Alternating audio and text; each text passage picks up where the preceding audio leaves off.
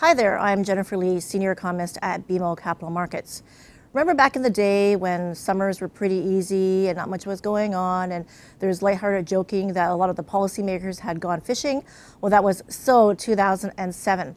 A lot has changed over this past summer, especially from the Bank of Canada. Just earlier this year, the phrase that rate cuts are still on the table still prevailed. Then on June 13th, one of the most senior members of the Bank of Canada raised the first hawkish flag. And then on July 12th, the bank raised rates just like that. The bank rate was raised 25 basis points. And that was the first rate hike for the bank since September 2010 and the first one under Bank of Canada Governor Poloz. Now, given that the economic data since then has remained very robust, and a lot of the comments coming from the bank's officials remained quite hawkish, we continued to look for further rate hikes, at least one more this year.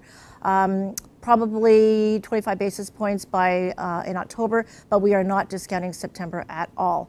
As far as growth is concerned, again, like I said, growth has been quite robust. We are now looking for a 2.8% GDP growth for 2017, which would be G7 topping.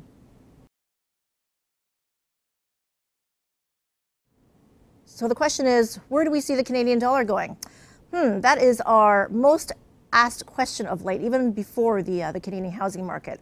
A lot of the gains, a lot of the rally lately of the Canadian dollar has been based on Bank of Canada expectations, and the market is almost fully expecting another 25 basis point rate hike before the end of the year. So we see any further gains that will come before the end of the year will be mostly driven by US dollar weakness as opposed to Canadian dollar strength. So in that view, the dollar is currently at 125 or so we see it softening a bit to about 130 by the end of the year. So what does that mean for the Federal Reserve? Well, the Fed has already raised rates, started in December 2015, again in December 2016, in March 2017, and in June of this year, 2017. We continue to see the Fed moving toward a less accommodative stance.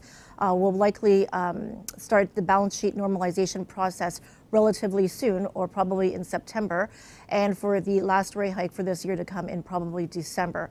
Of course, inflation, or the lack thereof, is still an issue, and if policymakers continue to voice concerns about inflation, we could see some uncertainty creeping ahead as to the timing for the next policy rate move. Stay tuned.